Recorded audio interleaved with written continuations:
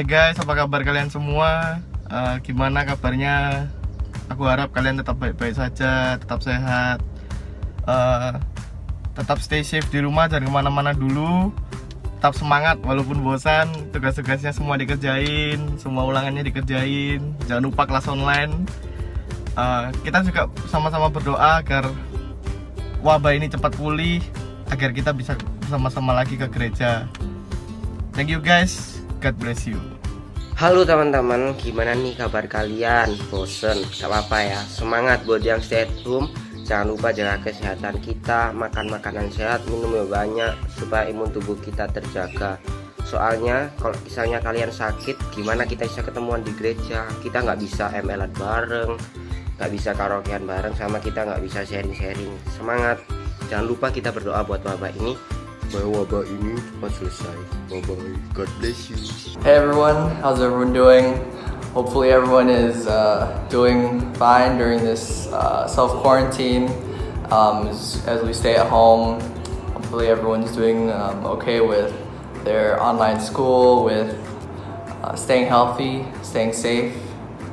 Hopefully we can all come back and see each other soon and be able to come together at church again. Stay safe, God bless, and I'll see you all soon.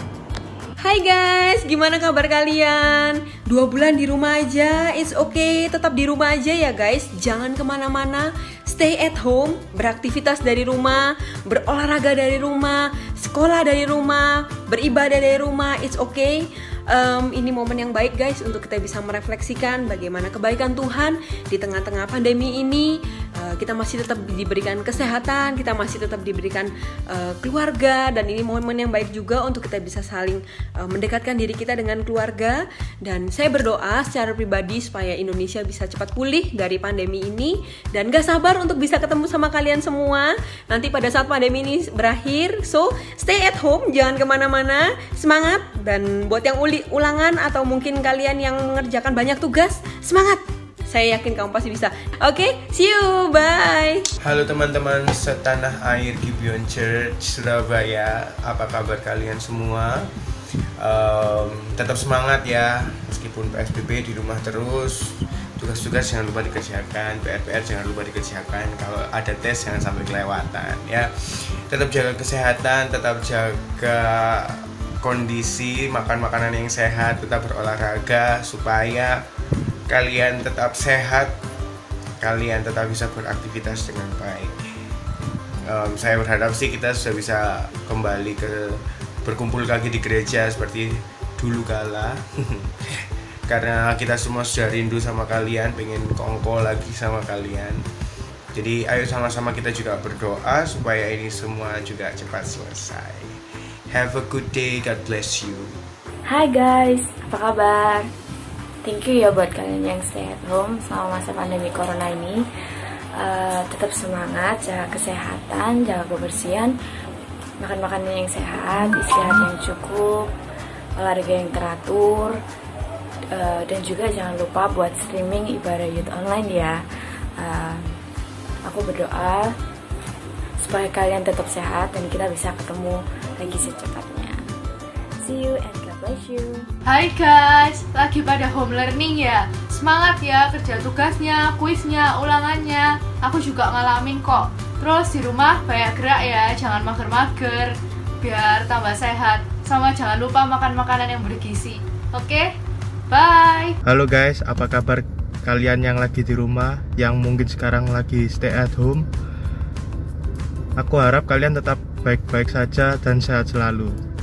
Apabila kalian bosan di rumah, kalian juga bisa dapat melakukan hal-hal yang positif, seperti kalian dapat mengikuti kelas online yang diselenggarakan sekolah kalian, atau mungkin juga kalian mengerjakan PR, mengerjakan hal-hal yang hobi kalian bisa kerjakan di rumah. Dan aku harap juga kalian tetap menjaga kesehatan dan menjaga kebersihan, juga menjaga imun tubuh agar kalian tetap sehat. God bless you guys. Hai boys and girls, gimana kabarnya kalian? semoga baik-baik aja ya. Masih pada di rumah kan? Pokoknya jangan kemana-mana dulu ya, harus tetap di rumah dulu. Jalan-jalannya nanti aja kalau wabahnya udah selesai, oke?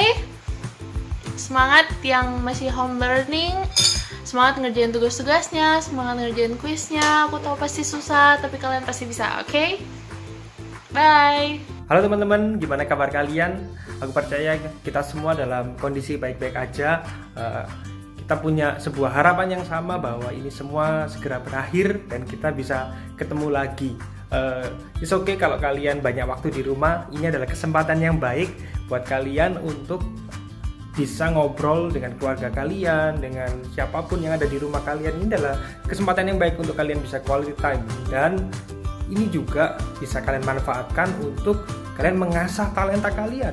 Kalau kalian bisa main musik, kalian bisa gambar atau apapun, aku percaya ini adalah kesempatan yang baik. Asah talenta kalian untuk kemuliaan Tuhan. Bless you. Hai guys, apa kabar kalian semua? Aku harap kalian baik-baik aja di rumah, meskipun tugas menumpuk, kelas online dan sebagainya. Dan jangan lupa untuk cuci tangan kalian, minum vitamin, terus tidur yang cukup, makan yang sehat, makan yang bergizi, dan jangan lupa berdoa supaya Indonesia pulih dari COVID-19. God bless you, bye-bye. Halo teman-teman Gibeon, sudah lama sekali kita nggak ketemu. I hope every one of you are doing fine di tengah-tengah study from home. Dan aku berharap kalian semua stay home untuk melakukan semua aktivitas-aktivitas. Jangan putus asa dan terus berharap di dalam Kristus, karena aku percaya di dalam wabah ini, aku tahu banyak dari kita yang mungkin sudah bored di rumah, nggak ngapa-ngapain, tapi aku percaya ada rencana di balik semua ini.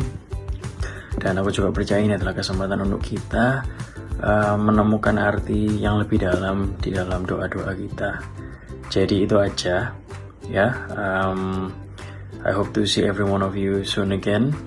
Dan in the meantime, stay safe, stay healthy, and God bless. See you. Hai guys, gimana kabar kalian semua? Saya berdoa dengan anugerah Tuhan, teman-teman diberikan kekuatan dalam menjalani aktivitas-aktivitas seperti mengerjakan tugas online, bantu orang tua, jagai adik, apapun itu. Kangen ya, dulu bisa kumpul bareng di youth room, makan bareng, cerita-cerita, main games. Tapi gak apa-apa, di masa-masa seperti ini pun rencana Tuhan gak pernah gagal. Dan situasi dan kondisi apapun, Tuhan mau menunjukkan sesuatu yang baik buat kita. Teman-teman, stay at home, makan makanan yang bergizi, sering cuci tangan, olahraga teratur, berjemur, tidur pagi, gak boleh begadang supaya meningkatkan imun tubuh kita. Bye, God bless you. Hai guys, apa kabarnya? Baik-baik aja? Biasa-biasa aja? Atau malah udah bosen, capek, pusing karena punya tugas yang numpuk? Ya, tetap jalannya aja sambil jaga kesehatan, jaga pola makan, jangan lupa cuci tangan sebelum dan sudah melakukan aktivitas, terus ya jangan begadang dan jangan kemana-mana. Udah jangan kemana-mana, di rumah aja, nggak usah aneh-aneh. Ya kalau misalnya harus ada kepentingan buat keluar rumah, tetap pakai masker dan cuci tangan. Dan ya jangan lupa untuk berdoa supaya pandemi corona ini cepat berlalu dan semuanya kembali seperti semula. Dan ya, semangat tugasnya, stay at home. Halo teman-teman semuanya, gimana kabar kalian? Sudah 2 bulan di rumah, it's okay, tetap stay di rumah, jangan kemana-mana, tetap belajar dari rumah, tetap home learning dari rumah. Banyak dari kalian yang mulai bilang pada saat CG, aduh tugasku banyak, ulanganku banyak. It's okay, nikmati aja. Paling enggak kalian nggak perlu bangun pagi ya. Karena saya juga merasakan nggak perlu bangun pagi. Oke, so hari ini kita akan mulai sermon series kita yang baru. Judulnya adalah Limitless. Di sini kita mau lihat bagaimana penyertaan Tuhan. Dan ini sangat relate banget sama kehidupan kita, terutama kehidupan kalian sebagai anak muda. Oke, sebelum kita mulai, kita mau berdoa dulu ya. Tuhan, terima kasih Tuhan kalau hari ini kami masih boleh ibadah secara online Tuhan. Kami percaya Tuhan, apapun yang terjadi dalam Indonesia, Engkau turut campur tangan Tuhan. dan juga ini adalah demi kebaikan kami juga Tuhan, dalam momen yang baik juga untuk kami bisa merefleksikan bagaimana kebaikan-Mu dalam hidup kami. Terima kasih Tuhan, kalau misalnya kami masih bisa mendengarkan firman-Mu, berkati juga lidah bibir hamba-Mu Tuhan, hamba-Mu terbatas tapi kami yakin, hamba-Mu yakin hamba-Mu punya Tuhan yang tidak terbatas. Biarlah ini juga bisa memberkati dan biarlah Roh Kudus-Mu secara pribadi yang berbicara kepada mereka semua Tuhan. Terima kasih Tuhan, kami berdoa hanya di dalam nama Tuhan Yesus, haleluya, amin. So, hari ini kita akan berbicara, temanya adalah limitless, tapi judulnya adalah You are not limited by your label. Nah, kita ngomongin label ini. Maksudnya gimana? Oke. Mungkin pernah nggak dari kalian yang mungkin ada nonton film atau mungkin dalam pertemanan kalian punya label-label tertentu. Contoh, si A itu orang yang paling kaya di sekolah. Atau mungkin si B orang yang wah wis pokoknya dia paling ganteng, paling cantik, paling apa, paling misalnya kayak gitu. Itu hal yang positif. Atau mungkin label yang lain. Tuh, orang itu ya dia itu lahir dari broken home. Mamanya mboneng di, pokoknya dia cuma ada sisa sama papanya, mungkin kayak gitu. Mungkin bahasa Jawanya kayak gitu ya. Atau mungkin juga ada label yang buruk lain, mungkin ya orang ini tuh dia dulu pernah loh ya, dia tuh mau bunuh diri gara-gara dia tuh stres karena keluarganya atau apa. Mungkin ada beberapa dari kalian yang mungkin banyak diberikan label sama orang-orang di sekitarmu, ya kan? Dan apakah kamu juga termasuk salah satunya? Orang yang ada diberikan label, ya saya juga diberikan label. Ada juga label-label pada saat saya mungkin bergaul dan lain sebagainya. Tapi kadang label-label itu yang membuat kita itu stuck di dalam sesuatu. Misal, kalau misalnya kita berteman dengan orang-orang yang nerd, ya suka belajar maksudnya, nerd suka belajar, suka pokoknya kutu buku yang kelihatannya kayak di perpustakaan. Terus suatu hari, salah satu daripada perkumpulan itu pengen bergaul dengan mungkin di pergaulan yang sport, basket. Dia mungkin berteman dengan orang yang ada di basket dan dibilang, ih tumben si A itu kan biasa berkumpulnya sama itu di perpus. Kok tumben dia ada di lapangan basket lagi main basket? Ih pasti dia kenapa-kenapa, pasti dia berantem dan lain sebagainya. Dan itu pasti ada label-label yang ibaratnya kalau misalnya kita sekarang ngomong orang-orang tuh nyinyir aja kayak gitu tentang orang ini dan orang itu. Dan itu adalah hal yang memang enak ya dilakukan dan memang itu yang sering dilakukan apalagi di masa-masa sekolah kayak gitu ya. Dan ya di sini kita akan belajar dari salah satu kisah di perjanjian lama di mana kita mau mendengar kisah mengenai Musa. Nah, kalian pasti pernah dengar kan kisah mengenai Musa? Even orang mungkin bukan Kristen, dari kecil pasti kamu juga pasti udah pernah dengar mengenai Musa. Nah, hari ini kita akan sedikit mengupas tentang Musa ya. Musa ini adalah orang Ibrani, dia tuh lahir di tengah-tengah perbudakan Mesir. Nah, pada saat itu kerajaan Mesir adalah kerajaan yang sangat kekuasaannya sangat tinggi ya. Dan pada saat itu kalau misalnya kamu orang Ibrani sudah dapat dipastikan 100% kamu adalah budaknya orang Mesir kayak gitu. Nah, pada saat itu Raja Firaun itu khawatir. Kenapa? Karena pada saat perbudakan bangsa Ibrani di Mesir, bangsa Ibrani itu semakin bertumbuh semakin banyak. Jadi mereka semakin bertumbuh semakin banyak sampai akhirnya Raja Firaun tuh khawatir, waduh nanti kalau misalnya dia ini lebih besar daripada negaraku, daripada bangsaku, wah nanti mereka bisa-bisa balik nyerang aku. Karena mereka benar-benar perbudakannya itu yang parah ya teman-teman. Jadi bayangkan mereka tuh bukan perbudakan yang biasa tapi parah kayak gitu loh. Nah, pada saat itu ada kekhawatiran di Raja Firaun, Raja Mesir saat itu. Dan akhirnya Raja Firaun membuat peraturan baru yang dia bilang bahwa seluruh bayi Ibrani yang lahir itu harus dibunuh. Bayangkan, baru lahir harus langsung dibunuh. Dia bilang ke semua bidan-bidan, dia bilang ke semua ibu-ibu, dia bilang ke seluruh keluarga, bilang pokoknya kamu kalau misalnya melahirkan bayi Ibrani dan kamu adalah orang Ibrani harus mati. Oke, dan pada saat itu Musa lahir. Nah, Musa lahir. Ibunya ini sebagai seorang ibu, dia pasti kan ingin bayinya tetap lahir. Jadi pada saat itu dia merawat Musa di rumahnya, tanpa ya ngumpet-ngumpet, walaupun bayi kan pasti nangis. Kerjanya apa sih? Nangis, pipis makan nangis, makan nangis. Nah, ibunya udah nggak bisa ngumpetin dia lagi di dalam rumah karena takutnya ketahuan dan malah dibunuh. Nah, pada saat itu semua bayi-bayi itu harus dihanyutkan di Sungai Nil. Sungai Nil adalah sungai yang sangat panjang, yang banyak binatang-binatang yang nggak tahu binatang apapun, yaitu binatang buas di sana. Ya, pokoknya sangat menyeramkan. Kalau misalnya taruh di sana nggak tahu akan tetap hidup atau enggak. Nah, pada saat itu akhirnya ibunya dengan berat hati harus meletakkan Musa di keranjang dan akhirnya Musa dihanyutkan di Sungai Nil. Dan ibunya bilang kepada kakaknya Musa, waktu itu adalah perempuan, bilang, ayo sambil dilihat itu bayinya kemana. Tapi mungkin pada saat itu bayi Musa di Sungai Nil dan dia hanyut gitu ya. Dan ini menariknya teman-teman. Kita mau sama-sama baca ya. Di Keluaran 2 ayat 5-6. Maka datanglah putri Firaun untuk mandi di Sungai Nil. Sedang dayang-dayangnya berjalan di tepi Sungai Nil. Lalu terlihatlah olehnya peti yang di tengah-tengah teberau itu. Maka disuruhnya hambanya perempuan untuk mengambilnya. Ketika dibukanya, dilihatnya bayi itu dan tampaklah anak itu sedang menangis. Sehingga belas kasihanlah ia kepadanya dan berkata, tentulah ia adalah bayi Ibrani. Nah, seorang ibu Ibrani pada saat itu yang orang tuanya Musa menghanyutkan dia di Sungai Nil dan akhirnya diketemukan sama siapa teman-teman? Diketemukan oleh anaknya Raja Mesir, anaknya Firaun yang pada saat itu sedang mandi bersama dengan pelayan-pelayannya. Dan dia suruh pelayannya untuk ngambil dan dia lihat bayinya sedang nangis.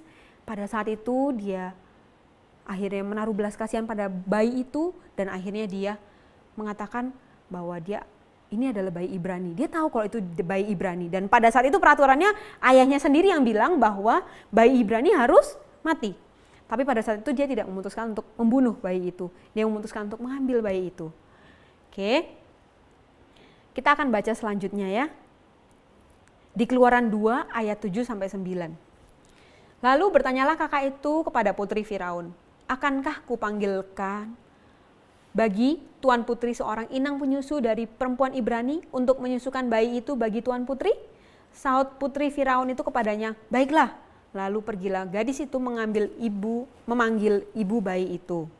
Maka berkatalah putri Firaun kepada ibu itu, bawalah bayi ini dan susukanlah bagiku. Maka aku akan memberikan upah kepadamu. Kemudian perempuan itu mengambil bayi itu dan menyusuinya. Nah, tadi yang pertama kelihatannya semuanya kebetulan ya. Yang pertama itu adalah bayi Ibrani dan dia nggak dibunuh, dia malah diambil. Dan yang kedua dia mau mengambil inang penyusu. Inang penyusu tuh kayak pelayan yang cuman bagian nyusui bayinya. Dan itu adalah orang tuanya sendiri, orang tuanya Musa sendiri. Kelihatannya semuanya begitu kebetulan teman-teman, tapi percayalah bahwa ini adalah rencana Tuhan dan ini bukan kebetulan. Kayak gitu, ini bukan kebetulan.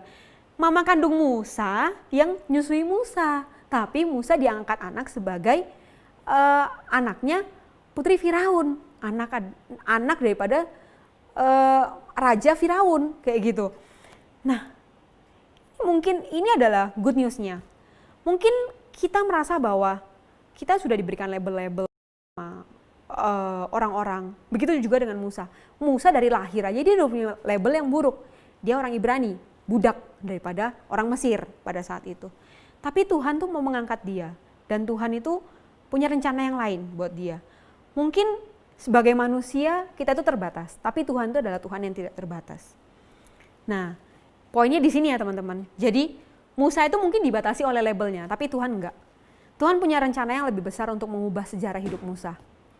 Dan mungkin bagi sebagian dari kita, oh iya ini ceritanya bagus, itu kan Musa, masa aku kayak gitu? Hei, jangan salah, Tuhan juga mau berbicara ini kepada kamu secara pribadi. Kalau kamu hari ini dengar, berarti Tuhan mau berbicara kepada kamu secara pribadi bahwa mungkin kamu lahir di keluarga yang mungkin gak baik, mungkin kamu lahir di keluarga yang mungkin kamu gak punya orang tua, atau mungkin kamu lahir di keluarga yang apalagi kondisi COVID kayak gini, kenapa ya kok mamaku tuh kayak gini, kenapa ya kok usahanya keluarga aku ini turun gara-gara ini, kenapa ya kok Tuhan izinkan aku kayak gini dan lain sebagainya. Tapi percayalah bahwa Tuhan punya rencana yang indah buat kamu. Dan mungkin beberapa dari kita yang banyak kita dianggap sesuatu atau kita dilabelkan sesuatu yang positif karena kepintaran kita, karena di mana kita tinggal, atau karena siapa orang tua kita. Tapi Tuhan tidak terbatas oleh itu. Tuhan mau berperkara kepadamu secara pribadi. Dan kita mau sama-sama baca ya di Efesus 2 ayat 4 sampai 5. Ini bagus banget. Kita mau sama-sama baca ya. Tetapi Allah yang kaya dengan rahmat oleh karena kasih-Nya yang besar yang dilimpahkannya kepada kita telah menghidupkan kita bersama-sama dengan Kristus. Sekalipun kita telah mati oleh kesalahan-kesalahan kita, oleh kasih karunia kamu diselamatkan. Nah, ini Injil kabar baiknya Tuhan, teman-teman. Di mana Tuhan itu membuat kita tuh lahir baru. Tuhan itu membuat kita itu punya identitas yang baru. Tuhan tuh sudah mati buat kita dan itu bukan hal yang murah, itu bukan hal yang biasa. Itu tuh adalah hal yang luar biasa dan Tuhan tuh tidak henti-hentinya setiap hari memberikan anugerahnya kepada kita. Dan bukan kita yang berinisiatif, tapi adalah Tuhan yang berinisiatif kepada kita. Dan di Yohanes 3 ayat 16-17 juga dikatakan, karena begitu besar kasih Allah akan dunia ini, sehingga Ia telah mengaruniakan anaknya yang tunggal, supaya setiap orang yang percaya kepadanya tidak binasa, melainkan beroleh hidup yang kekal. Nah, dengan ini kita kan tahu bahwa kita memiliki identitas yang baru. Kita memiliki label yang baru. Kenapa ya? Karena Tuhan sudah mati buat kita dan Dia mati buat kita untuk memberikan hidup yang baru, memberikan label yang baru, memberikan kehidupan yang baru buat kita. Dan hidup kita bukan tergantung dengan apa yang orang-orang ngomong, tapi hidup kita itu tergantung dengan apa yang firman Tuhan katakan. Kayak gitu. Hari ini kalau misalnya kamu mungkin gak bisa membayangkan gimana hidupmu pada saat ini di luar daripada label-label yang orang-orang sudah kasihkan ke kamu, it's okay. Percayalah bahwa satu hal, Tuhan itu bisa berperkara kepadamu dan bisa melakukan segala sesuatu. Dan bagi Tuhan tuh gak ada yang mustahil. Dan the good news is Tuhan memberikan anugerahnya yang tidak henti-hentinya kepadamu setiap hari untuk memampukanmu untuk melakukan segala sesuatu yang di luar daripada kemampuanmu. Kayak gitu. Yang kita perlu untuk lakukan apa sih? Kita cuma perlu untuk percaya sama Tuhan. Kita cuma perlu untuk benar-benar percaya dengan hati kita bahwa memang Tuhan tuh mengasihi kita dan Dia sudah memberikan kita identitas yang baru. So, coba hari ini kita sama-sama renungkan. Kalau memang kekuatan Tuhan tidak terbatas, apa yang mungkin Dia bisa lakukan dalam hidupku? Mungkin kalau misalnya saat ini banyak momen kita di rumah sendiri atau mungkin nanti bisa didiskusikan bersama dengan CG online-mu, kamu mungkin bisa sama-sama diskusikan apa yang mau Tuhan lakukan kepada hidupmu kalau memang dan karena memang kekuatan Tuhan adalah tidak terbatas. Dan it's okay buat kalau misalnya kamu yang mau bermimpi besar atau kamu mungkin punya dream dan kamu mungkin mau lepas daripada label-label yang orang-orang sudah berikan kepada kamu. It's okay, kamu bisa. Di sana ada anugerah Tuhan yang memampukan kamu. Di mana ada visi, di situ ada provisi. Percayalah akan hal itu. Dan biarlah semua yang sudah kamu lakukan pada akhirnya biar nanti itu kembali lagi pada kemuliaan Tuhan. Soli Deo Gloria. Dan kita percaya sekali lagi bahwa kekuatan kita mungkin terbatas, tapi kekuatan Tuhan tidak terbatas. Amin. With God, the possibilities for your life are limitless. Dan kita sama-sama percaya akan itu. Amin. So, firman hari ini sangat memberkati aku secara pribadi. Dan saya yakin kalau memang kamu dengar ini, Tuhan mau berbicara secara pribadi kepadamu. Dan saya yakin kalau ini memang juga benar-benar merema dalam hatimu. Dan coba renungkan ini, apa yang mau Tuhan lakukan dalam hidupku. Dan yakinlah bahwa kamu punya identitas yang baru, kamu punya hidup yang baru. Dan percayalah bahwa Tuhan tidak berhenti dalam hidupmu saat ini, walaupun kondisimu saat ini mungkin gak baik ya. Oke, firmannya itu aja. Kita mau sama-sama berdoa untuk menutup ini semua. Tuhan terima kasih kalau memang hari ini firman-Mu begitu luar biasa berbicara kepada kami Tuhan. Biarlah di masa muda kami mau percaya dan yakin Tuhan bahwa anugerah-Mu setiap hari tidak pernah berhenti. Dan kami yakin dan percaya Tuhan Kau mau berperkara dalam hidup kami Tuhan. Mampukan kami setiap harinya untuk kami bisa melepaskan setiap label-label yang mungkin ada di dalam hati kami Tuhan. Mungkin label itu gak enak Tuhan, tapi kami yakin dan percaya kami bisa mampu melakukannya karena itu adalah anugerah daripada Engkau dan Engkau yang memampukan kami Tuhan. Terima kasih Tuhan. Hanya di dalam nama Tuhan Yesus kami berdoa dan mengucap syukur. Haleluya. Amin. Terima kasih teman-teman yang sudah mengikuti Youth Sermon ini. Kalau misalnya kamu ada kebutuhan doa atau apapun, kamu bisa scan di barcode di sebelah ini, dan kamu juga bisa akses di link, dan kami rindu untuk kami bisa sama-sama berdoa untuk kamu. Oke? Happy Sunday and God bless you. Bye bye. See you again.